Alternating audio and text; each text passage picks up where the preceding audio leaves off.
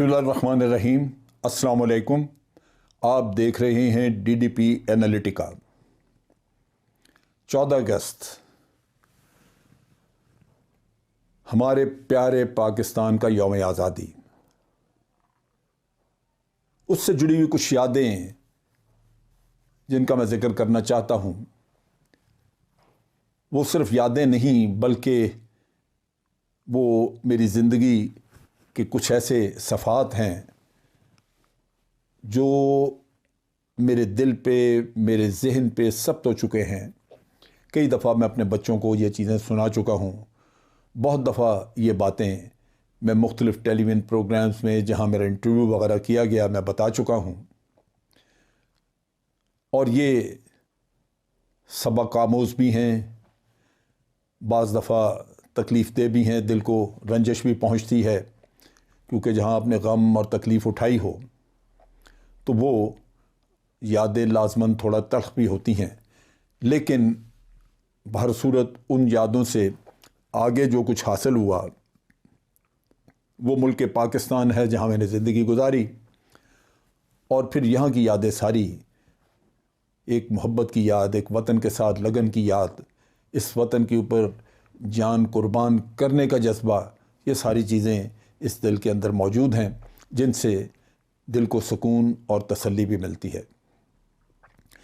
میرے خاندان کا تعلق بھارت کے ناجائز قبضے میں جو ہمارا علاقہ کشمیر کا ہے وہاں سے ہے، اور ہمارے خاندان نے پارٹیشن سے کچھ پہلے مائیگریٹ کیا اور امرتسر میں آ کے کاروبار وغیرہ کرنا شروع کیا ہمارے خاندان نے۔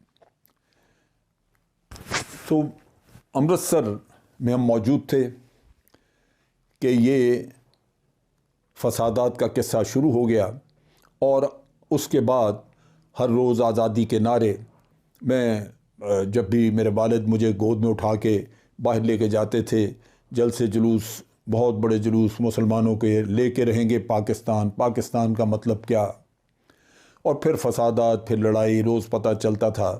یہ گھر میں باتیں سنتا تھا میرے کان میں، اس وقت مجھے سمجھ نہیں آتی تھی، میری عمر تقریباً 4 سال کی تھی، لیکن اللہ نے اتنی اچھی یادداشت دی ہوئی ہے کہ آج بھی وہ باتیں، وہ آوازیں، چیزیں وہ گونجتی ہیں ذہن میں، اور یہی سننے میں آتا تھا کہ فلاں کو قتل کر دیا گیا، فلاں کو مار دیا گیا، ہندوؤں نے فلاں جگہ حملہ کیا، اتنے لوگ مارے گئے۔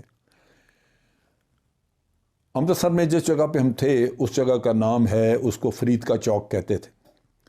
فرید کا چوک جو ہے اسی میں ایک گلی میں گھر تھا، اور اس گھر سے چونکہ وہ اس کی 3-4 منزلیں تھیں، اونچی بلڈنگ تھی، تو بڑی دور دور تک نظر آتا تھا علاقہ، اور اکثر اوقات جب شور مچتا تھا، پتہ لگتا تھا جی فلاں بلڈنگ کو آگ لگا دی گئی ہے، فلاں جگہ آگ لگ گئی، تو مجھے یاد ہے کہ میں پوچھتا تھا، میں کہتا تھا کہ کدھر آگ لگی ہے، مجھے بھی دکھاؤ۔ تو میرے گھر میں والدہ، خالہ وغیرہ کوئی، وہ مجھے اٹھا کے اوپر کر کے تو وہ دکھاتے تھے کہ وہ دیکھو روشنی، وہ اس طرف، تو وہ آج ذہن میں وہ چیز، یا بعد میں جب ہوش سنبھالا تو یہ چیزیں ذہن میں آئیں کہ واقعی وہ آسمان اس طرف سے سرخ ہوا ہوتا تھا، یا بعض اوقات شعلے بھی نکل رہے ہوتے تھے۔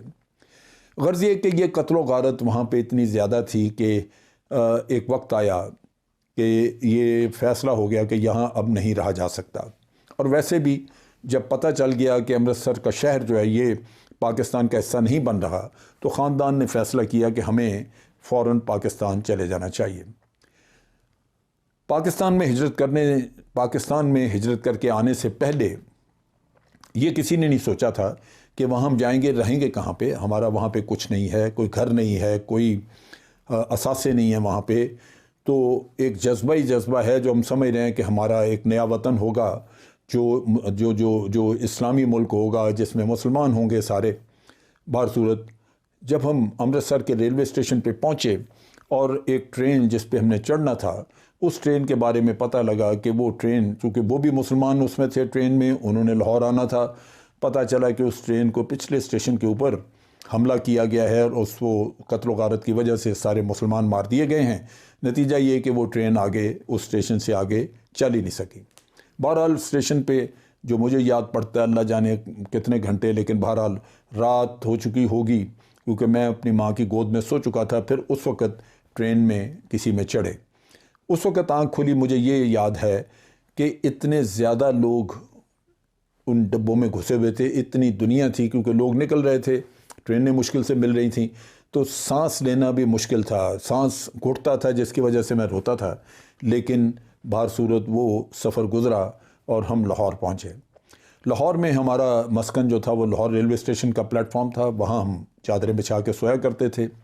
میں بعد میں جب ہوش سنبھالی خود سفر وغیرہ کیا کرتا تھا, تو میں ہمیشہ جب لاہور ریلوے اسٹیشن کے پلیٹ فارم کراس کرتا تھا تو وہ کونا, وہ جگہ جب میں دیکھتا تھا تو مجھے ہمیشہ وہ میری پرانی یاد تازہ ہوتی تھی کہ یہاں ہم رات گزارا کرتے تھے. تو اس طرح لاہور میں آمد ہوئی. میرے والد ساتھ تھے. انہوں نے اب ان کے ایک دوست تھے, ان کو ڈھونڈا, پتہ کیا. لاہور میں ایک جگہ ہے قلعہ گجر سنگھ, اس میں ان کا گھر تھا قلعہ گجر سنگھ میں. انہوں نے کہا کہ میرے بچے مری جا رہے ہیں, میں اپنے بچوں کو ایک ہفتے کے لیے مری لے کے جا رہا ہوں, تو میں اپنے گھر میں ایک کمرہ کھلا چھوڑ دیتا ہوں, آپ سارے اس میں آ جائیے. سو ہم 20-25 افراد جو گھر کے عورتیں, خواتین ہی تھی, بچے خواتین, باقی تو 2 مرد تھے, میرے ماموں تھے یا والد تھے. بہر صورت اس میں ہمیں شفٹ کیا. وہ صاحب مری چلے گئے. پہلا ہی دن تھا کہ رات کو آگ لگا دی ساتھ والے گھر میں. ساتھ والی بلڈنگ تھی, بلکہ حویلی سی تھی, وہ کسی ہندو کی تھی, تو مسلمانوں نے آگ لگا دی. وہ جب جلنی شروع ہوئی تو یہ مکان بھی جلنا شروع ہوا. سو ہمیں لوگوں نے بڑی جلدی وہاں سے نکال کے, تو ایک ساتھ والی کوٹھی تھی, اس میں ان سے کہا کہ جی ان کو پناہ دیں. تو ان لوگوں نے ہمیں وہاں پہ رات کو ایک کمرہ دے دیا. سو رات سب نے کمرے میں, مجھے یاد یہی پڑتا کہ دیواروں کے ساتھ لگ کے بیٹھے ہوئے تھے, لیٹنے کی کوئی جگہ نہیں تھی. وہاں سے صبح جب فجر کی اذان ہوئی تو ان گھر والوں نے ہمیں کہا جی اب آپ باہر نکلیں, یہ آپ کے برقعے وغیرہ ہیں, کپڑے ہیں, اپنی گٹھڑیاں پکڑیں اور یہاں سے نکلیں اور جا کے اپنے لیے کوئی جگہ اور ڈھونڈیں. سو وہاں سے نکلے کہیں کسی فٹ پاتھ پہ, اور پھر یہ عرصہ دراز گزرا. کبھی کسی جگہ, کبھی پرانی نارکلی, وہاں کوئی جگہ دیکھی, وہاں ایک آدھ دن رہے, وہاں سے کسی نے نکال دیا. پھر وہ جو علی حجویری داتا صاحب کا جو مزار ہے اس کے پیچھے مونی روڈ کا علاقہ ہے, وہاں کوئی گھر تھا, وہاں ایک آدھ دن رہے, 2 دن رہے. خدا جانتا ہے کہ یہ کیسے سڑکوں پہ وقت گزرا.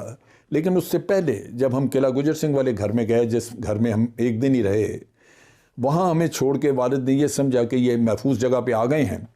تو انہوں نے کہا کہ کچھ ہم لے کے نہیں آئے, ہم تو خالی ہاتھ آ گئے تھے, لیکن یہاں بچے کے لیے یہ چاہیے وہ چاہیے. تو وہ کہنے لگے کہ میں واپس جاتا ہوں اور جا کے امرتسر والے گھر سے میں کچھ سامان لے آتا ہوں. جب وہ واپس گئے وہاں پہ, تو وہاں پہ انڈین پولیس نے ان کو گرفتار کر لیا, کر کے تو جیل میں ڈال دیا. اب ہمارے والد واپس نہیں آئے, ہمیں پتہ نہیں وہ کدھر ہیں, اور ہم جس جگہ پہ ہمیں وہ چھوڑ گئے تھے وہ جگہ چھوٹ گئی. اس کے بعد خدا جانے کئی جگہیں بدلتے یہ کرتے وہ کرتے, ٹل ایک ایسا وقت آیا کہ حکومت نے لوگوں کو سیٹل کرنا شروع کیا. اور اس طرح ہمیں 5-6 خاندان, جس کے 20-25 افراد, ان کو ایک چھوٹا سا مکان نسوت روڈ لاہور ایک جگہ ہے, وہاں پہ ہمیں وہ مکان دیا گیا. ہم سب اس میں رہنے لگے. پھر کچھ عرصے کے بعد فیملی کے باقی لوگ جو ہیں وہ آہستہ آہستہ انہوں نے اپنے راستے ڈھونڈے, اور کوئی کہیں نکل گیا, کوئی کام کاج کی وجہ سے اپنے کاروبار ڈھونڈنے کے لیے کسی طرح. تو پھر ہم 2 خاندان اس گھر میں پیچھے رہ گئے. مجھے یاد ہے 1948 میں جب قائد اعظم بیمار تھے, ان کا ذکر میں گھر میں سنتا تھا, کیونکہ گھر میں ہر کسی کو بڑی فکر تھی, محبت تھی, وہ بات چیت کرتے تھے. مجھے والدہ نے ایک دن صبح کہا کہ جا کے یہ دہی لے کے آؤ بازار میں. وہ قریبی بازار تھا اور وہاں پہ حلوائی کی دکان تھی. انہوں نے کہا جا کے وہاں سے دہی لے کے آئیں. میں جب وہاں پہ گیا تو دکاندار کے سامنے دہی وغیرہ سب چیزیں پڑی ہوئی تھیں, لیکن وہ رو رہا تھا, زاروں کے تار رو رہا تھا. میں نے اسے کہا دہی, تو وہ مجھے کہنے لگا کہ چلے جاؤ, میں نے کچھ نہیں بیچنا آج. اس نے کہا قائد اعظم کا انتقال ہو گیا ہے, تمہیں دہی سوج رہے, دہی ہے لیکن بس جاؤ, میں نہیں کچھ بیچ رہا. اور رو رہا تھا وہ. میں گھر آیا, آ کے میں نے بتایا کہ دہی نہیں ملا, یہ بات ہوئی ہے. تو تب میرے والدین کو پتہ چلا کہ قائد اعظم انتقال کر چکے ہیں. کیونکہ اس زمانے میں ہمارے پاس تو کچھ نہیں تھا، نہ ریڈیو تھے، نہ کوئی اور ایسی کمیونیکیشن کا تو ذریعہ تھا نہیں. گھر میں کوہرام مچ گیا، رونا دھونا شروع ہو گیا. کہنے کی بات یہ ہے کہ قائد اعظم کے ساتھ اس قدر محبت تھی عوام کی، اور میں نے اپنے گھر میں بھی دیکھا کہ یوں لگتا تھا جیسے اپنا عزیز ترین خاندان کا فرد اپنے ماں باپ کی طرح وہ دنیا سے اٹھ گیا ہے. یہ محبت تھی قائد کے ساتھ، اور واقعی ہونی بھی چاہیے تھی. اس قائد کا احسان ہے کہ آج ہم بیٹھ کے سارے باتیں کر رہے ہیں، بڑی اچھی زندگی گزارنے کا آزاد ملک میں. اور اگر آج ہم موازنہ کریں اپنی زندگی کا ان مسلمانوں کی اس زندگی سے، ان مسلمانوں کی زندگی سے جو پیچھے بھارت میں رہ گئے، تو آپ سوچئے کہ کتنا بڑا احسان کیا ہمارے قائد نے کہ ہمیں ایک علیحدہ ملک دے دیا. وہ تو بیچارے جو ہیں وہ آج ہندوتوا کے نیچے دبے پڑے ہیں. RSS نے ان کا حشر کر کے رکھ دیا ہے. ان کو نہ جاب فیسلٹیز ہیں ان کے پاس، نہ ان کے پاس الزام تراشیاں ہیں. اگر کرونا پھیلا ہے تو ان کو یہ کہا جائے گا کہ آپ لے کے آئے ہیں. گائے نظر آ گئی، تم نے کیا ہے. یہ گاؤں رکشا والے ان کو سڑکوں پہ قتل کر دیتے ہیں، مار دیتے ہیں. تو یہ وہ صورتحال جو ہم نے دیکھی. ہمارا آپ دیکھیے کہ رب العالمین نے کتنی مہربانی کی. پھر وہیں نہ کھانے کو تھا، نہ پہننے کو کچھ ہوتا تھا. عید بھی آئی تو وہ سڑکوں پہ گزری. لیکن پھر آہستہ آہستہ جب زندگی تھوڑی نارمل ہونی شروع ہوئی تو پڑھنے پڑھانے کا کام، مجھے اسکول میں داخل کیا گیا. ایک پرائمری اسکول کارپوریشن کا تھا لاہور میں. ایک علاقہ ہے گوال منڈی، گندا انجن کہلاتا ہے. اس سڑک کے اوپر ایک چھوٹا سا اسکول تھا جہاں ٹاٹ پہ بیٹھ کے بچے پڑھتے تھے. تو 5ویں جماعت تک وہاں پڑھایا. پھر وہ اگر میں یاد کروں تو پھر بھی یہ نظر آتا ہے کہ وہ جو اس وقت کے ٹیچر تھے، استاد تھے، وہ باوجود اس کے کہ ہم بڑے عام سے اسکول میں پڑھ رہے تھے، لیکن ٹیچر عام نہیں تھے، کیونکہ ان کے اندر ایک جذبہ تھا، محنت کرتے تھے آپ کے اوپر. اور مجھے یہ ذہن میں آتا ہے کہ 5ویں جماعت تک جو میں نے وہاں پڑھا، اس کے بعد چھٹی کے لیے میں نے جہاں جا کے داخلہ لیا، لاہور کا بہت مشہور زبردست اسکول ہے سینٹر ماڈل اسکول. وہاں کمپٹیشن سے وہاں آ کے امتحان دینا پڑتا تھا. 1400 لڑکے امتحان دیے، اس میں سے 70 سلیکٹ ہوئے اور میں ایک تھا. اور وہ اسی وجہ سے کہ ان ٹیچرز نے بڑی اچھی طرح پڑھائی کروائی ہوئی تھی، بڑی محنت کرائی ہوئی تھی. تو یہ وہ چیز تھی.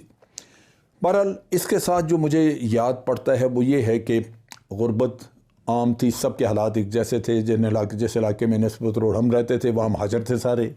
ان سب کا حال یہی تھا کہ اپنے لیے کچھ نہ لائے اور زندگی اسی طرح گزارتے رہے. نتیجہ یہ کہ اس غربت کے باوجود ہمیں آپس میں اتحاد اتفاق تھا. روزے آئے، اگلے سال کا رمضان آیا، افطاریاں تھیں، سب ایک دوسرے کو بلاتے تھے. آج میرے گھر افطاری ہے، آج تو ہم جہاں رہ رہے ہیں یہاں کسی کو پتہ ہی نہیں کون ساتھ والے گھر میں رہتا ہے. لیکن اس زمانے میں اتنی محبت تھی. یعنی کہنے کو میں یہ جو بات کہہ رہا ہوں وہ یہ ہے کہ بے سر و سامانی میں بھی ہم ایک قوم تھے. پٹھان بھی تھے وہاں رہنے والے، پنجابی بھی تھے، اردو سپیکنگ بھی تھے، لیکن ایک محبت تھی. ایک ملک مل گیا تھا جس کی وجہ سے ہم سب پاکستانی تھے. پھر بعد میں کیا ہوا؟ صوبائیت آ گئی، لسانیت آ گئی، کئی اور چیزیں نکل آئیں، مسلک نکل آئے، شیعہ سنی ہو گئے. وہ جو ہمارے اندر یونٹی تھی وہ تباہ ہو کے رہ گئی. مختصراً زندگی کی جو کہانی ہے وہ تو بڑی لمبی ہے، لیکن میں چونکہ پارٹیشن کے نقطہ سے ہی بات کر رہا تھا تو میں یہ بات یہاں سے ایک چیز جو مس کر گیا وہ میں بات کروں کہ میرے والد بڑے عرصے کے بعد وہ پاکستان پہنچے. ہمارا چونکہ کوئی رابطہ نہیں تھا تو ان کو یہ پتہ نہیں تھا کہ ہم کہاں ہیں، ہمیں یہ نہیں پتہ تھا کہ والد کہاں چلے گئے. انہوں نے بتایا کہ جہاں جس جیل میں ان کو بند کیا ہوا تھا اس کے ساتھ ایک کھلا میدان تھا. تو اسی زمانے میں جو فوج تھی بھارت کی یا انڈیا کی اس زمانے کی، اس کا بٹوارا بھی ہو رہا تھا.